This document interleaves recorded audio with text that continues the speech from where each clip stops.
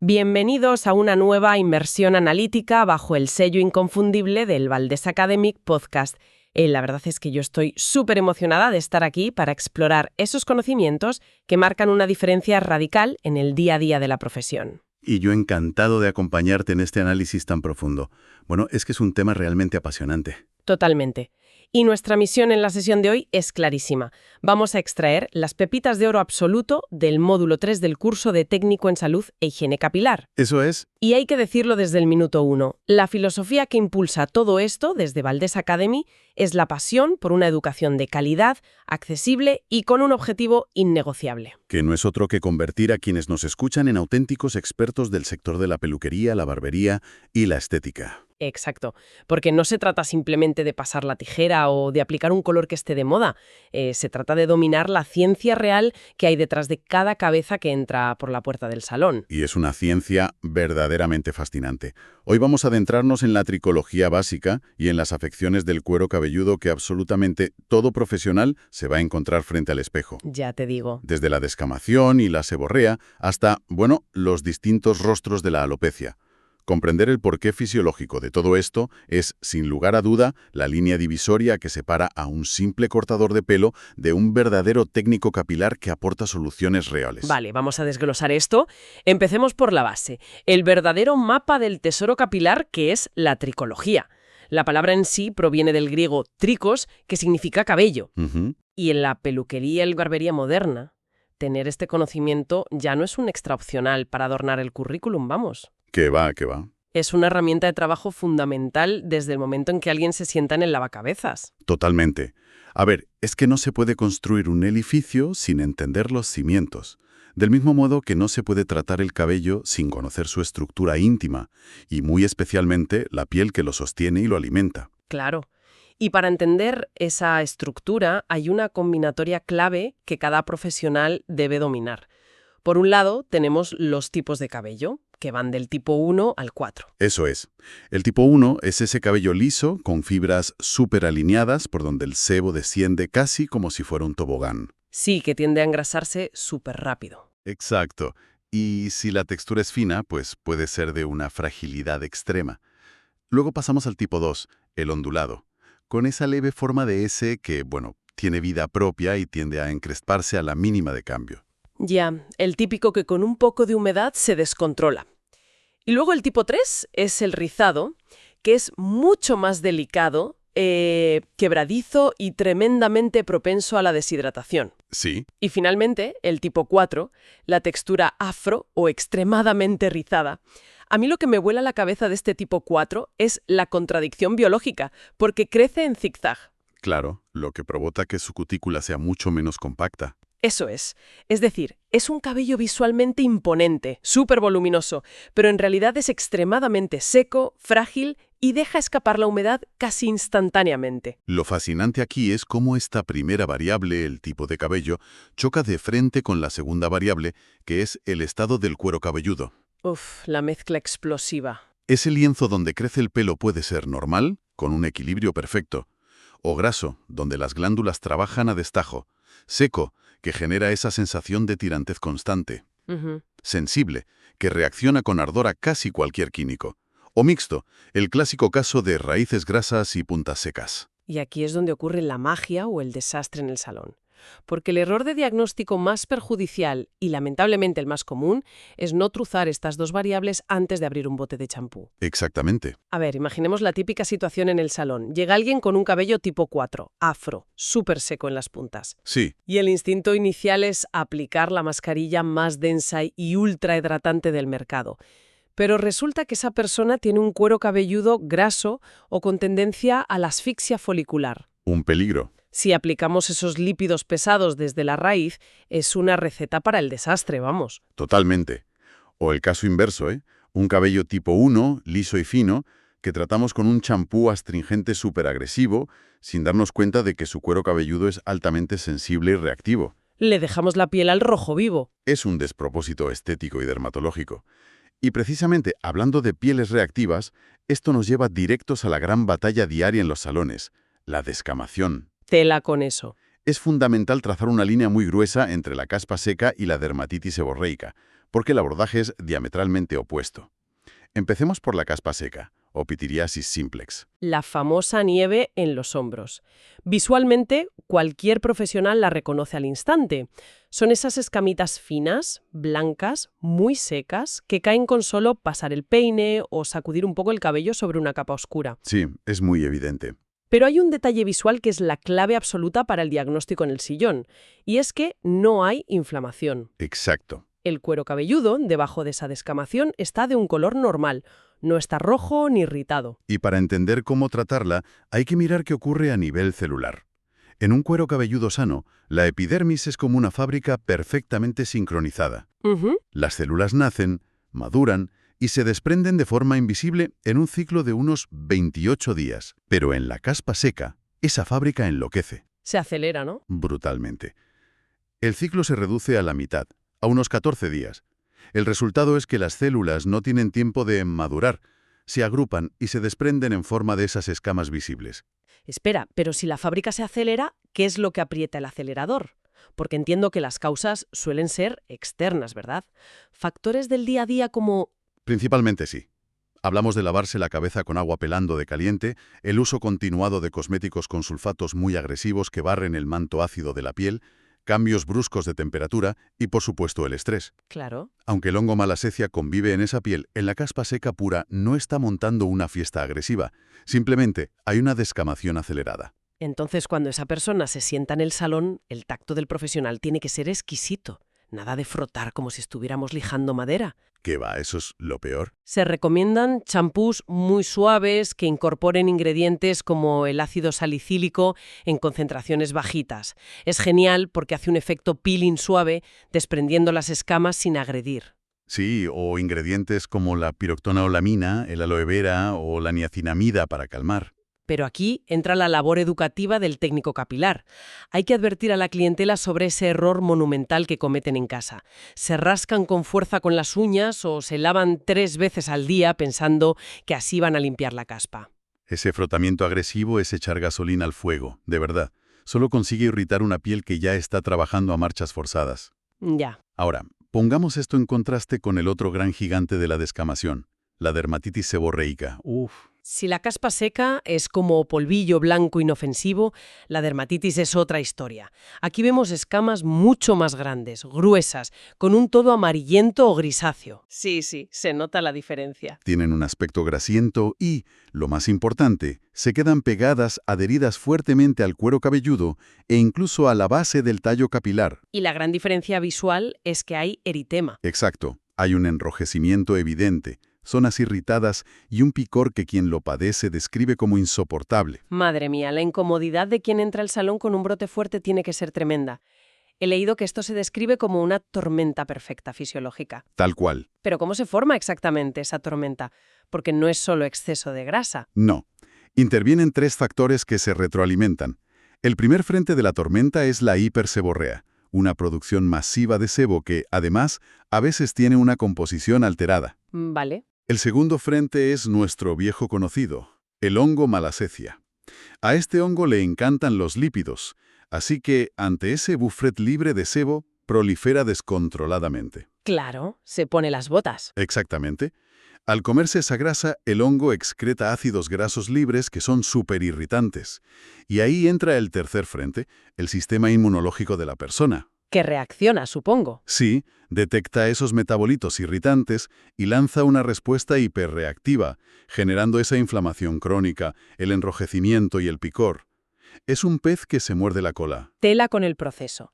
Entonces, si el hongo se alimenta de grasa y el cuerpo está en plena reacción alérgica, ¿cómo rompe el profesional ese círculo vicioso sin dejar la piel como un cartón? Pues el abordaje cosmético aquí tiene que ser milimétrico.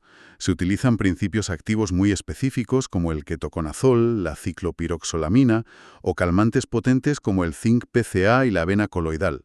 Y el protocolo en el lavacabezas es masajear con mucha suavidad, dejar el producto actuando en exposición entre 3 y 5 minutos y aclarar siempre con agua tibia, jamás ardiendo. Exacto. Y aquí hay un componente psicológico y educativo crucial. Hay que sentar al cliente y explicarle con mucha empatía que la dermatitis seborreica suele ser una condición crónica. ¿Funciona por brotes? Eso es. El error más grande es abandonar el champú de tratamiento la primera semana que dejan de ver escamas amarillas. Esa constancia es innegociable.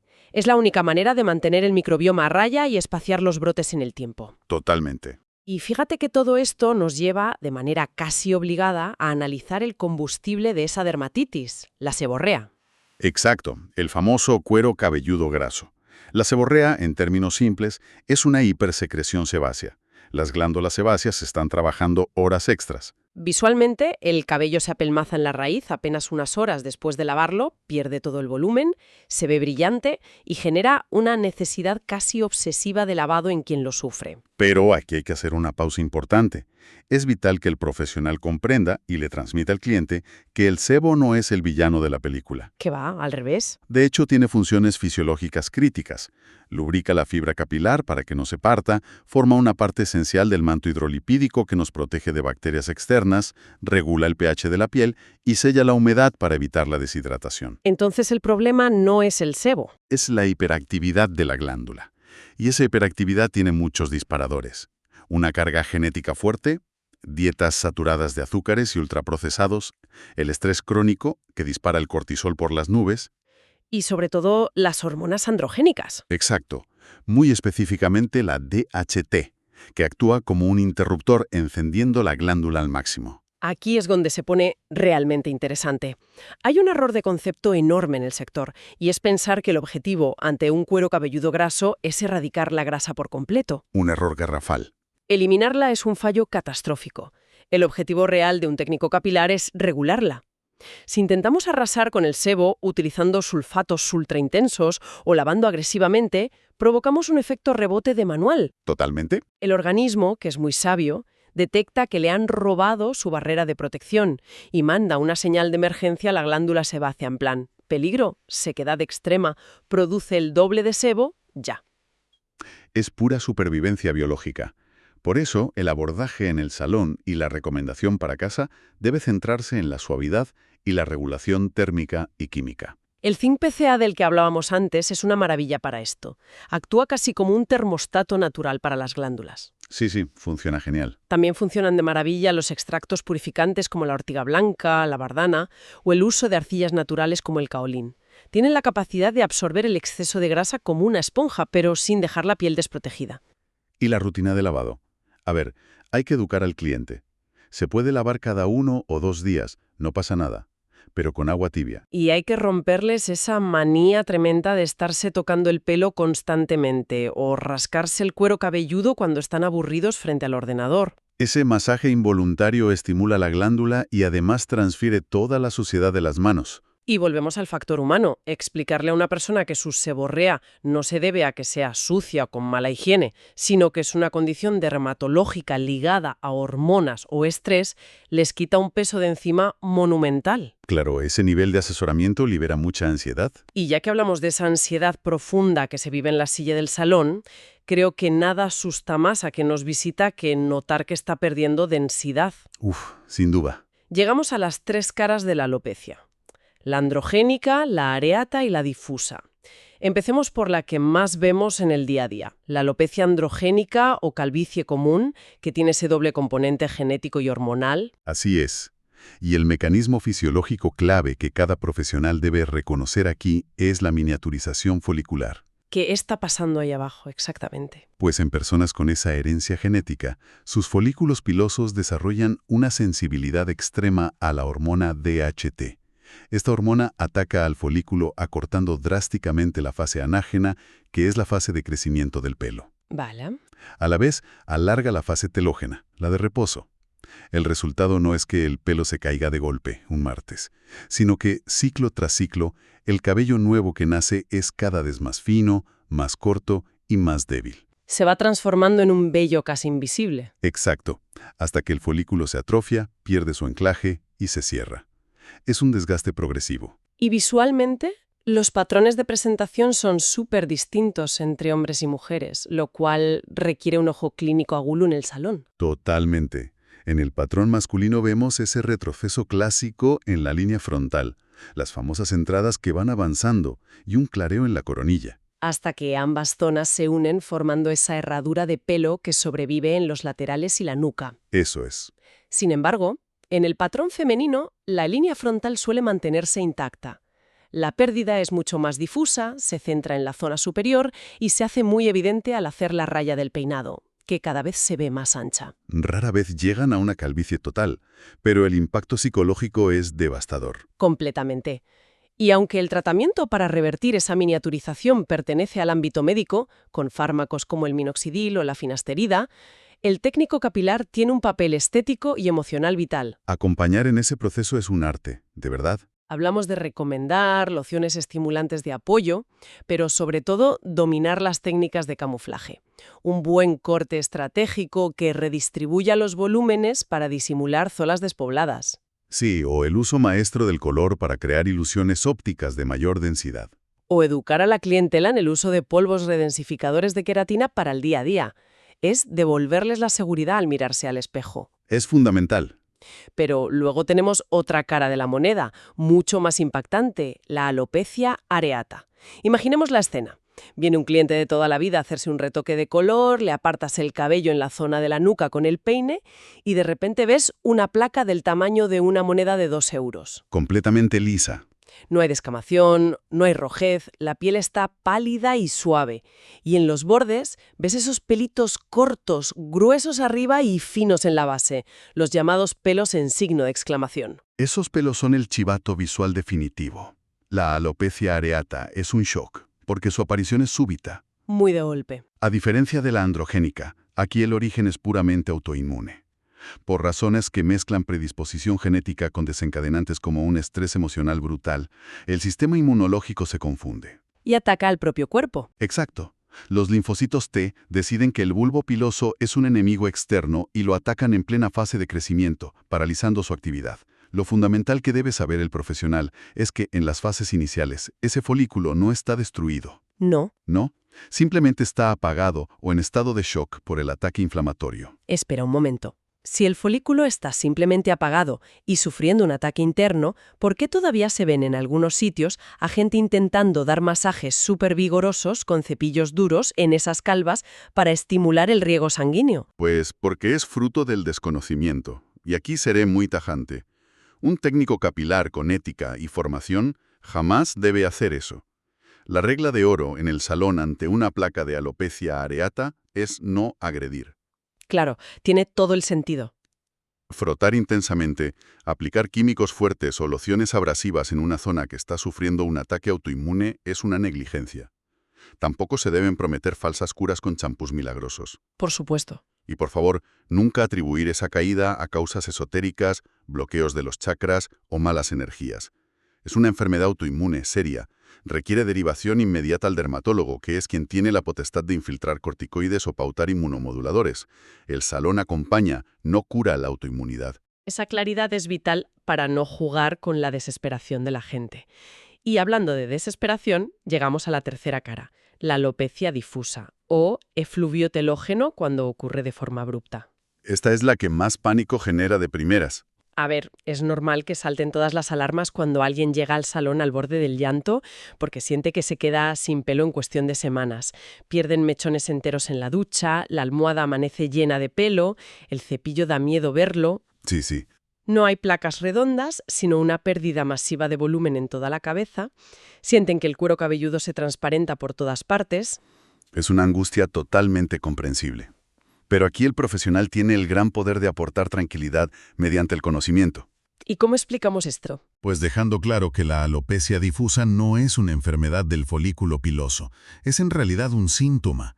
Es el eco de un desequilibrio interno del organismo que ocurrió semanas o meses atrás. El cuerpo avisa tarde. Exacto. El ciclo biológico del cabello es extremadamente sensible. Es casi como un sensor de supervivencia. Cuando el cuerpo sufre un evento disruptivo grave, decide ahorrar energía y manda la orden a miles de folículos al mismo tiempo de que dejen de crecer y pasen a fase de reposo. Y luego se caen. Unos 2 o 3 meses después de ese evento, todo ese pelo se cae de golpe. ¿Y qué tipo de eventos pueden provocar semejante apagón masivo en el sistema? Pues de todo. Desde haber pasado una fiebre altísima por una infección, una cirugía mayor con anestesia general, un parto, trastornos de la glándula tiroides. Claro, el cuerpo sufriendo. Hasta someterse a dietas extremadamente restrictivas, donde faltan proteínas o hierro.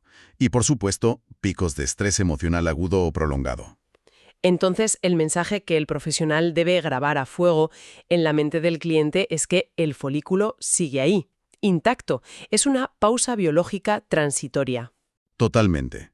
Una vez que el médico identifica y corrige la causa interna, ya sea suplementando hierro, regulando la tiroides o bajando los niveles de estrés, el ciclo de crecimiento vuelve a arrancar. Y mientras ese proceso interno se soluciona, la estrategia en el salón cambia radicalmente.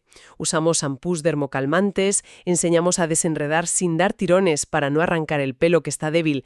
Realizamos cortes texturizados que aporten sensación visual de densidad. Sí, y podemos aconsejar nutricosmética. Suplementos vitamínicos del grupo B, zinc o aminoácidos, siempre bajo el paraguas del consejo farmacéutico, que pueden darle un empujón genial al cabello nuevo que se está formando.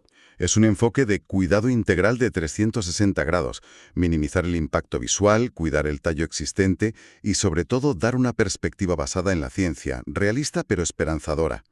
Sí. Si conectamos esto con el panorama general de todo lo que hemos hablado hoy, la responsabilidad ética del técnico en salud e higiene capilar se dibuja de forma cristalina.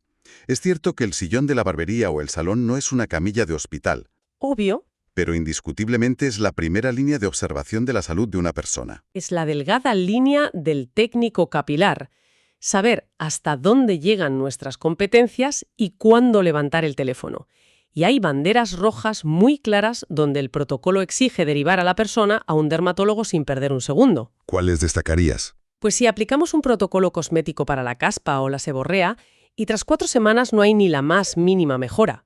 Si al examinar el cuero cabelludo hay dolor al tacto, heridas sangrantes, costras supurantes fuertemente adheridas o una inflamación que parece estar fuera de control. Son señales de alarma claras. También, si hay antecedentes familiares de alopecias cicatriciales severas y la pérdida de cabello es abrupta y con cicatriz, o algo muy delator, si la descamación o la calvicie se está extendiendo a las cejas, la barba o las pestañas. En cualquiera de esos escenarios, intentar jugar a los médicos solo con cosmética de salón es cruzar una línea peligrosa. El verdadero prestigio de un técnico capilar brilla cuando sabe identificar con precisión milimétrica sus propios límites. Exacto. Se convierten en diagnosticadores visuales primarios, detectando anomalías sutiles en la piel de la cabeza que, lógicamente, la persona afectada no puede verse. Y actúan como un pilar fundamental de apoyo emocional, sosteniendo psicológicamente a personas que están atravesando crisis de autoimagen muy profundas. Entonces, ¿qué significa todo esto? Significa que asimilar y dominar este módulo 3 de la formación de Valdés Academy no trata simplemente de memorizar nombres extraños en latín o aprenderse las fases de crecimiento de memoria para aprobar un examen. No, ni mucho menos. Convertir este conocimiento técnico en práctica real en el lavacabezas o frente al espejo altera por completo la dinámica del negocio. Da el salto cualitativo definitivo. Eleva el estatus. Eleva el estatus de cada profesional de ser un excelente cortador o colorista a convertirse en un verdadero asesor de salud y bienestar integral. Construye una autoridad profesional inquebrantable que hace que los clientes confíen en sus manos con los ojos cerrados. Exactamente. Es la diferencia entre ofrecer un servicio puramente transaccional y ofrecer una experiencia de cuidado experto. Y esa autoridad se amasa día a día, cliente a cliente, sumando formación y empatía. Pues a nuestra audiencia, a todos los profesionales y estudiantes que están ahí al pie del cañón, les recordamos que si sienten pasión por este nivel de detalle, ya tienen disponibles los análisis donde desglosamos los módulos 1 y 2 de esta misma certificación. Que no se los pierdan. Les invitamos con muchísimas ganas a seguir el perfil oficial en Instagram, Valdés Academy Spain, y a suscribirse al canal de YouTube. Es la mejor manera de asegurar que no se pierden ninguna de las futuras entregas del Valdés Academy Podcast, donde vamos a seguir destripando los temas más vitales y vanguardistas del mundo de la peluquería, la barbería y la estética para ayudarles a crecer. Y antes de despedirnos, me gustaría dejar en el aire una reflexión que late en el fondo de toda esta tricología. A ver, cuéntame. Fíjate en lo siguiente. Si condiciones tan cotidianas en el salón como un efluvio telógeno masivo o un brote de dermatitis seborreica feroz están desencadenados directamente por picos de estrés, falta de nutrientes, alteraciones de la tiroides o desajustes hormonales, Significa que el cabello está reaccionando a todo eso. significa que el cabello y el cuero cabelludo están actuando de forma literal como un monitor externo de nuestra salud interna. Son un chivato fisiológico temprano. Esto nos abre una pregunta fascinante sobre ¿hacia dónde camina este oficio? Uf, qué interesante. Llegará el día en que las barberías y los salones de belleza del futuro se consoliden oficialmente como el primer gran filtro de salud preventiva de nuestra sociedad. Serán los técnicos capilares quienes detecten las primeras señales de alarma de una enfermedad interna meses antes de que la persona sienta que debe pedir cita con su médico de cabecera. Madre mía. Es una evolución de la profesión que pone los pelos de punta, en el buen sentido, y merece ser pensada. Qué concepto tan absolutamente brutal para dejar resonando en la cabeza. El salón de belleza convertido en la primera trinchera de la salud preventiva. Ahí lo dejo. Sin duda alguna, la mejor motivación posible para seguir formándose sin descanso y aspirar siempre a la excelencia absoluta. Muchísimas gracias por acompañarnos en este exhaustivo análisis. Nos vemos en la próxima inmersión.